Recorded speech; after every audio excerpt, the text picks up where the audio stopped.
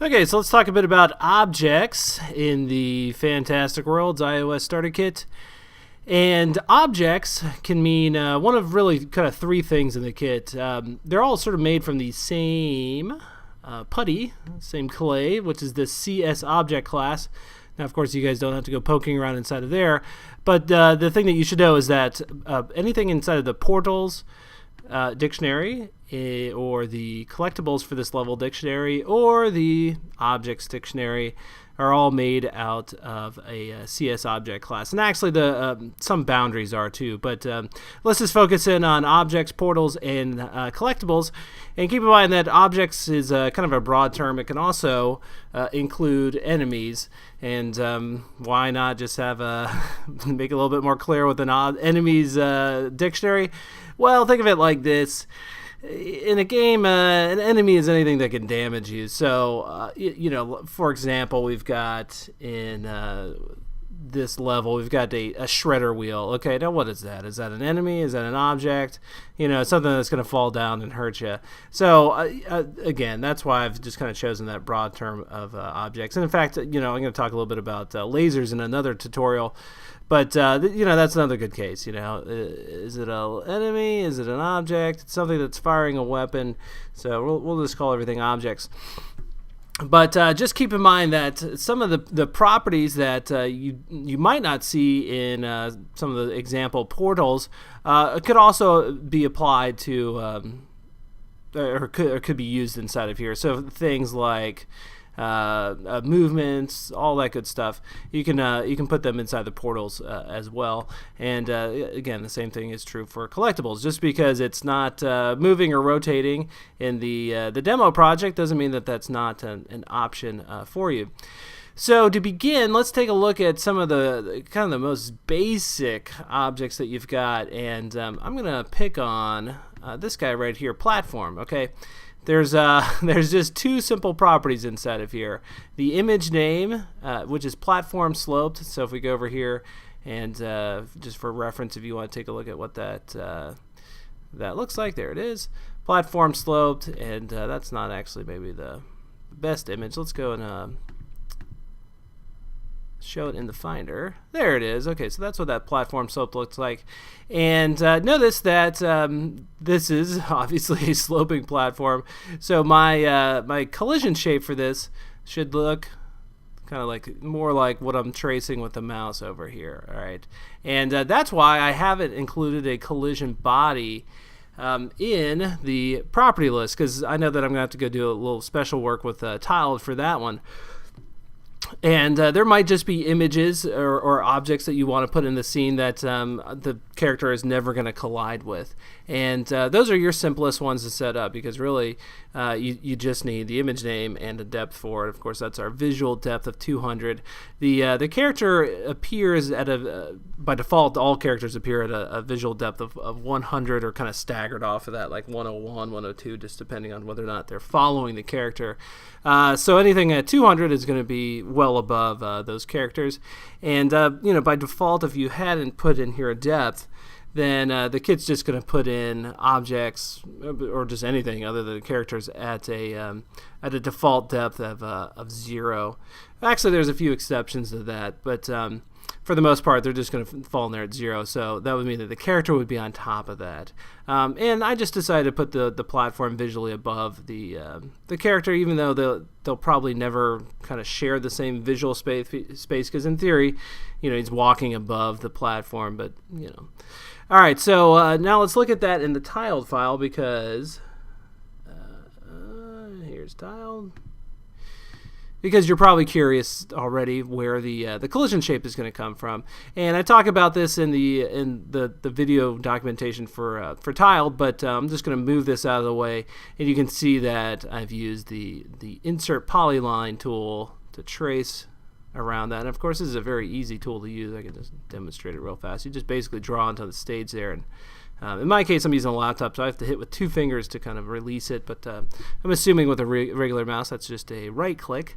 And there you go, you got your polyline shape. So you can see how fast you can kind of trace out trace over objects on the scene, and I've done that for each of these two sloping platforms I've got. So I'm going to go and just undo that real quick. But I do want to show you the type name that you're going to have to put into tiled for any polyline that you set up. All you got to do is just write edges in here, and boom, the kit knows what to do with it. It'll create linear edges in the scene back over in Xcode. So that's kind of one of your most simple objects, and now let's pick on something a little bit different. So over here I've got a still platform. Of course, these are just names that I'm choosing. You can choose your own names, and if you are using tiled, of course you're going to want to put in here the type name, which is going to be objects, and then the property name. And really all that does is save you from having to put in a location in the property list, because that location is going to come from tiled. So let's go find this guy over here, and again you see that we've got our image name, that's moving platform, and if you wanted to find that over here, there it is. It's just a simple moving platform. And affected by gravity, this is set to no, and affected by physics is set to no. So that means that gravity's not going to pull it down. Gravity, of course, affects our character and so some other things in this demo level, but it's never going to affect this platform. And affected by physics being set to no means that it is kind of a non-dynamic object. It is, if we fired a rocket at it, it's not going to move around. It's basically being withheld from the physics simulation, but it is collidable with the character, and you can see that property is set up in here, is collidable with character, is set to yes. If that was set to no, then pretty much we could have just deleted all these other properties over here and done what we did with the platform, okay, where it's just basically an image in the scene. And then it's got a mass of 1. The mass really doesn't matter for something that's not going to be affected by physics, so I could just delete that. And then the restitution is how bouncy the object is. And again, this is not something that's really going to come into play, I don't think. You could always see what happens if you set this to something like 3 and let the character jump on it, but I'm pretty sure because it's it's not part of the physics simulation, the restitution really doesn't matter. I think that more comes into play if it was a moving object and it was being hit up against other walls and things like that. And then the collision body type shape, or collision body type, that's an important one. This is set to square. For all objects, you only just have 2 options, square or circle, and you can guess what each of them does. So collision body type set to square is just going to cover that entire area of the image, and that's something that you can alter, and we've seen this before. Let me find I kind of like to always go and just copy properties that I have previously in here. That's always a little bit easier to me, but let's see, collision body there it is, resize border by, and we'll just go ahead and paste that in there. Even though at 1 it's not doing anything, that just means it's at 100%. But if I had this at 0.5, then that border is going to be at 50%. So again, if I went over here and I just showed you this in the Finder, I'll just kind of with my mouse trace over what that would probably look like. So at 1, it's just covering this entire area like that. Okay. At 0.5, it's probably doing something like this. And that might actually be something you want. For example, maybe not at 0.5, but at 0.9, you could do something like this, where the collision body is just at 90% within a little bit of the actual artwork, and that would mean that the character stepping on it, if this was at a depth of 200 or so, or anything higher than the character, then it would appear that the character is kind of walking into it somewhat. And well, for bricks that might not make the most sense, but if it was grass or something like that, then that would look very good, because you could have some kind of grass leaves over top, and it would look like the character's feet were stepping into those. Same thing maybe with like quicksand or something. So just keep that in mind, and let's go back over here and we'll set this back to 1. And then again, there's that depth one more time. For some reason, I picked 151 on that one. And that's kind of your bare bones, object right here where it's where we're playing around. Well, we're disabling the physics and the gravity, but these, whatever amount of properties this is here, 10 or so, these will come into play a lot, I think, with any object that you are setting up. So keep that in mind. And some of you are probably looking at the falling platform. This is very similar. It's the same exact name and everything like that, but the only difference is that we've got in here affected by physics is set to yes, and then I bumped up the mass, so it's kind of a heavy object. That means it's going to take a little bit of weight for the platform to move down, and that of course is a kind of a classic gaming level design element to the old platform or it's kind of a trick platform. As soon as you step on it, it can move down. And so the lower the mass, the quicker that object is going to fall. At 20, the character has a little bit of a chance to get away from it. And let's look at that in the game real fast. Most of you have probably seen this falling platform anyway, but there it is. So you can see it's at 20, it's pretty darn slow, and I can kind of ride this thing all the way on down. But the main reason I want to show this to you is the version 1.0.2 of the kit has parallax scrolling inside of here. So you'll notice that as I go back and forth, see these spikes down here at the bottom? They're kind of moving at an offset speed of the character, and the same thing is true actually with notice when I'm jumping up.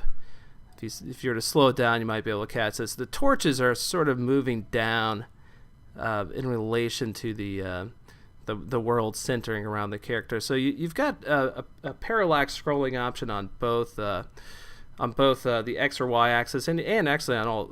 You can do both at the same time, but these ones, it's just on the Y for the torches and the X for the spikes down there. And that brings us to, let's go take a look at it. It's a very simple property setup, so I'm going to fold this back up, and then I'll show you that there it is. Spike has parallax offset, and this is just going to be your standard kind of bracket X and Y, then bracket again format with a comma in the middle, where the one here is affecting the X-axis, and there's no effect on the Y-axis. So that's set at 0. And these can be negative values too, so you could have -1 inside of there, which would move the objects in the opposite direction or offset them in the opposite direction. So the higher this number is, the more of an effect is going to take place inside of the scene. So if it was like a cloud that was supposed to be really, really in the foreground, and essentially you want to just kind of zip by kind of quick, then you do a higher number right there. And you'll notice that when you see the spikes move, they don't really move that much. It's just 1 pixel offset from the rest of the world. Okay, next up, let's look at our 2 shredder wheels in the game, and you just saw me shoot one a moment ago in the game. They're almost identical except for one small property inside of here, which is affected by gravity in how long. And what's going on with this shredder wheel versus this one is it'll switch on the gravity after 10 seconds, whereas in this one right here, affected by gravity is set to a no, and actually affected by gravity in seconds shouldn't even be in there, but because that had the wrong type, it was set to a Boolean instead of a number. So yeah, be sure that's a number, and yeah, so after 10 seconds that shredder wheel will drop, and initially it's not affected by gravity. But let's kind of step through these. So is collidable character? Yes. Image name, shredder, and one thing you might notice too is that the order of these names does not matter at all. I try to keep the image name up at the top, but somehow that made it win at the top spot. So affected by physics? No, we just saw this collision body type. This is gonna be a circle because obviously this is a little shredder wheel, so it makes the most sense to have it be a circle. And debug body, this is set to no. You can probably just start deleting these if you want, since I think most people that are going to use this are going to debug everything at once. Debug all bodies is set to no. By the way, you do actually have to have Xcode, or I should say iOS 7.1 to make that happen in your kit. Otherwise, if you try to show all those bodies, it'll crash the phone because in iOS 7.1 it did not, or 7.0 did not have that functionality to show the collision shapes of everything. But obviously you won't do that in your final game anyway. So then the resize border body, yeah, that's just set to 1, so 100%. The depth is at 150, mass 1. We've talked about all these. Allows rotation. This one, you know what? I could set this to yes, but one thing that's happening is in our movements dictionary, I'm putting the rotates forever with duration in here automatically. So regardless, the image at least is rotating anyway. So by having this also set to allow rotation in the physics world, it'll work, but at times it'll almost the two can kind of counter each other out, and it'll look like the wheel is not rotating. Okay, because for example, if you're rotating automatically by a certain amount, but then you counter rotate based on the physics, that's you get it. Body causes damage by 50. All right, now this is an important one because we're now kind of getting into the world of enemy objects. And this is a pretty high number. You can set the character's health to be in a range of whatever you want, but mine are set to 100 for the max health. So 50 would dole out 50% of damage, but that's not what the 50 means. It's just 50 points of damage. So 10 would just subtract 10, but yeah, I guess if 100 is the base, the max health, then no matter what number you put in here, it's always going to be an exact percentage. 10 would be 10%.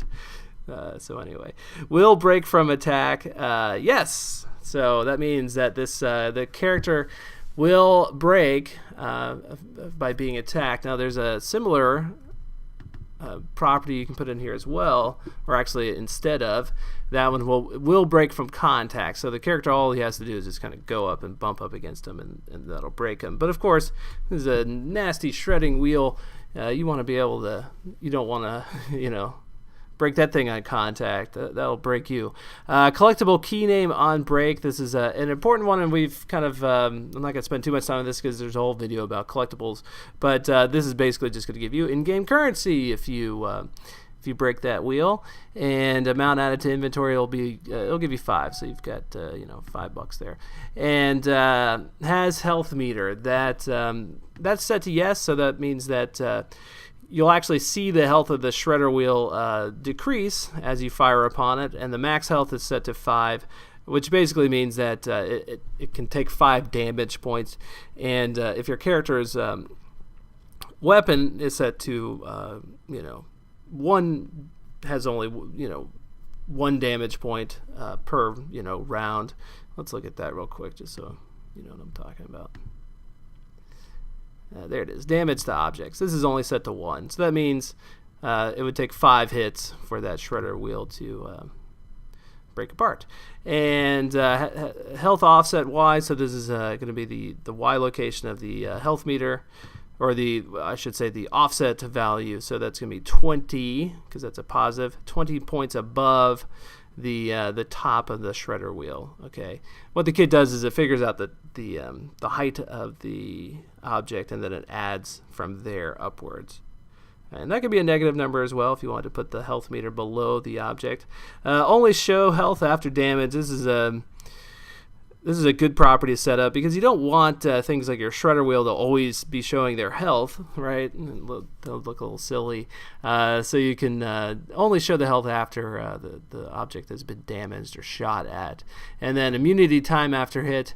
I set this down to 0 for the shredder wheel, but for other objects, maybe boss enemies, things like that, you might want to set that up to 1 or 2 seconds, or a decimal value, 0.5, whatever you want to do. That way you could show their animation getting hit, like they look super mad, and maybe they turn red to indicate that they're invulnerable at that point. And then of course you you can shoot them again after that amount of time. Breaks with particles. This is going to be the particle effect to show when the thing blows up. So this is just death fire. I use that one in a lot of these objects. Number of break particles to emit. That's the number of particles to emit. And just play around. If you only put 5 in there, then it's just going to be 5 little sparks floating upward. 100 makes a nice little flame for a little bit of time. And then break particle. And by the way, you can at any time go over here to your particles, create new ones, and also change the existing ones as well. So if this was a bit too wide for you, then let's see. I think you'd set that down. Yeah, there it is. But you can do all sorts of fun things with those particles. And all right, we've got a break particle Y offset, and there's an X offset as well. This I could just as well delete that. It's set to 0, which is doing nothing, and but you can offset where the particles break in relation to the object. So that would be from the center if it was set to 0 and 0 for both of those. Maybe I'll just leave it back on in case here, and I'll paste in the other one too, just so that you know that you got that option. And then the amount of XP that you want to award for killing this thing, if that was deleted, obviously you're not going to give any XP, and then this second property here is inconsequential. So 3, and then whether or not you show the XP floating upwards from the object, that's optional as well, and that is set to yes. If it is set to yes, it'll float up, 3 XP or whatever it is, and you can style that label by going over here to labels on every level, and it is this XP pop-up right here. So you can choose the style, color, all that good stuff over there. And then finally, we already talked about this particular movement. Rotates forever with duration, and that number is going to be how long it takes to do one entire rotation. So 0.5 of a second, that's not much time at all. So the shredder wheels are going kind of quick. And then let's fold this guy up because we talked about all the properties inside of there. Let's find somebody that's actually got some movements to them, and this rock monster does. He's also got a few other properties we need to talk about as well, like animation break. But let me go back and find. I think X Mirage. No, it's still running for me. Oh, okay, all right. I'm still in the game here. See if I can get over there. Nope, died. Let's go find that rock monster. And by the way, I'm using swipes to control the character, but occasionally you might see me use the directional pad, and if I do that, you can, there it is. You can see those highlight over there. And let me get out of the way of this guy. Okay, you'll notice that our rock monster is doing a few notable things here. He's throwing objects at us, and those objects are actually timed in to be thrown with that animation. And then he's moving back and forth, so he's actually got a movement property in there as well. So let's jump back to the property list, and we'll take a look at that first off. That's kind of where we left off with the other character or object anyway. Move X amount. This is going to be set to 50, which is not much, just 50 points, and move X for how long, so that's going to be how long it takes to move that amount, and that's set to 6. And move on, essentially this is moving on the X, how often are we going to do that? If you set that to 0, that's basically what just happens is there's no delay between moving back and forth. So because these are we're just restricting to only the x-axis, not kind of moving randomly around. It's you just reverse, so you go 50 and then you go 50 back, okay? And so if I set this to move x how often 3, that means every 3 seconds he's going to start to do a move using these right here. And you can do the same thing for the y-axis, and this particular level doesn't have anybody that's moving randomly around, but what we could do is jump down to level 2. We we can find our objects. Evil bush. Here we go. Movements. Move randomly with range of 200. So this evil bush is going to randomly move some amount within there. So it could be, might only move 15 pixels, might move 200.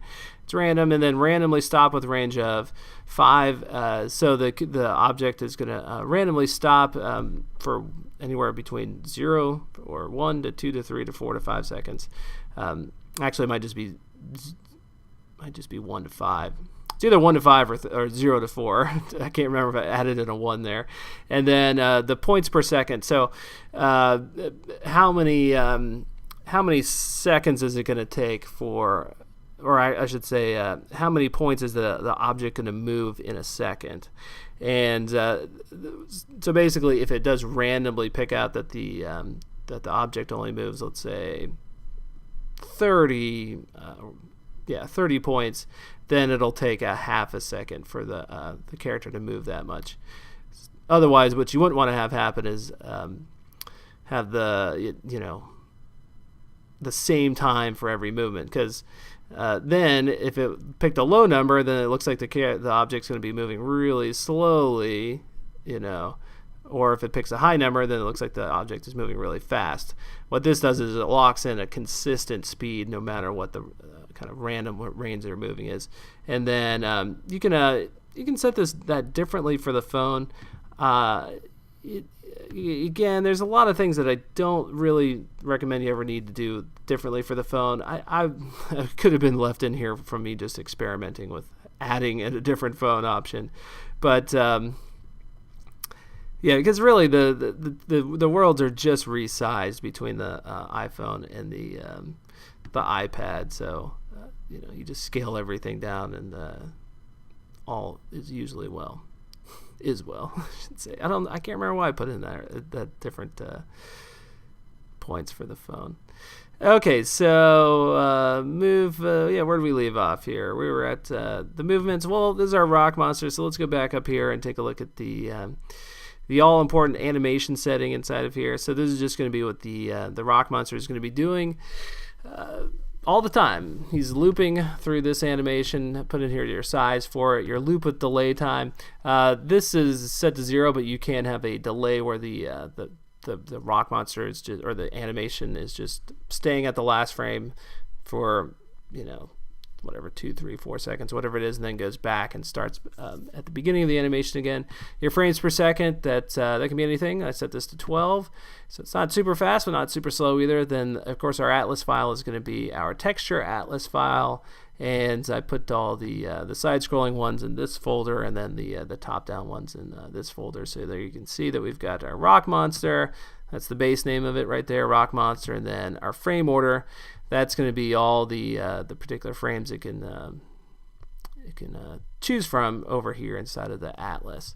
So you can see I've got attack 1, and you can, obviously it's a non-sequential sequence. I can put these in any order, and I can include any other named files in here as well. So you're not just using a base name and going up 1, 2, 3, 4, 5, 6, 7, 8, 9, 10, And I kind of had him idle, breathing up and down for a little while between attacks, so he's not constantly throwing rocks into the scene.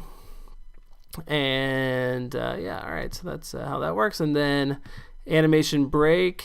This is the animation to show when the object breaks apart. So you can see we just got a few other frames in here: dead 1, dead 2, dead 3.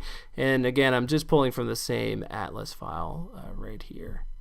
If you ever put too many images into one atlas file, you'll get a warning that says it broke it into two different atlas files. But there's really nothing you have to do. All right, now let's try to skip through these ones that we've already talked about. Let's see. Oh, the source artwork was facing the other direction on this guy. So he's facing that way. So easy fix. Flip on X. That's set to yes. And then max health. He's got a little bit more than the shredder wheel. Oh, gain how much health every second? All right, so this guy's a little bit tougher to kill because he's going to gain back some of that health every second. So just 0.5 every second. Health offset, we already talked about that. That's where the health meter shows up. Only show health. All right. Okay, well, he's using a weapon named rocks. That's an important one. We've got our rocks set up down here in the weapons dictionary. There it is, rocks. And let me just fold up some other things that we're not using. And then animation fires weapon. This is an important property if you want to time in the animation sequence with the weapon getting released from the character or showing up initially on the screen. So you can see that in the attack sequence, he's kind of holding the rock in the beginning and then lifts it up. So he's got a few frames where he's still holding it then. So it's like this fourth frame here where he actually releases it. All right, so that's the beginning of the animation sequence. And code-wise, what's going to occur here is the kit's going to know, all right, well, the animation is going to trigger firing this weapon because that's set to yes. And we are going to put that rock into the scene with a little delay in here, which is going to be our firing delay of 0.2 seconds. And that just happened to work out pretty well that 0.2 seconds later, after the start of that animation, the rock is released. If I didn't put a firing delay in here, if I just said nope, it's going to release the weapon at the very beginning of the animation. So as soon as that cycles back around, including any delay in the base animation, which is this one right here, not the animation break, that's when the weapon gets released. Otherwise, what you can do is you can just have it's use weapon named, and then use weapon how often I think is the property name, but let me just double check that for you because I just set that up recently. Yep, there it is. Use weapon how often, and then it's just a number over there. And yeah, while we're skipping around, here's here's a laser unit. Okay, and use weapon name laser. This is an easy one. Look, there's no collision body or anything. Use weapon how often, and then just every 4 seconds it's shooting a laser out. Okay, I think we've talked about our rock monster enough, so let's fold that guy up. And another common object that you might want to put in here is one called instant death, or the name is your choosing, but of course it does have to match the name set up in the tiled file. And if you were to scroll down here, you would find instant death. It's kind of tucked behind these spikes over here. Oh, we do need to talk about those spikes too. So there's instant death, and there's really not much to this. If I can find it in here, there it is. There's the name that matches this name right here. And is collidable with characters? Yes. I can just get rid of a bunch of these other properties, probably depth, mask, because it's there's no image name in here actually. It's invisible. But the important thing is body causes damage by 100. And for some reason, I don't know why I put in here the shrink sound for. Oh, maybe because it's kind of sounds like blood. I don't know. So body causes damage by 100, and if the character only has 100 of health at their max or less than that, then obviously instant death is going to kill them. All right, let's unfold our spikes, and this is a cool one because, well, I already showed you the parallax offset in this one, but you've got another option in here, which is place with X spacing.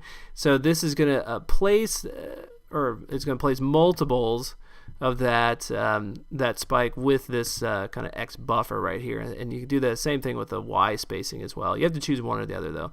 So you could do place with Y spacing or place with X spacing, and it's going to put 40 of them into the scene. So you can see over here in tiled, I just used one of these, right? So there's my spike. Okay, I've just got that initial one, and then I can just set this to place multiples, do 40 more of them, and space them all 64 pixels apart, or points apart, I should say.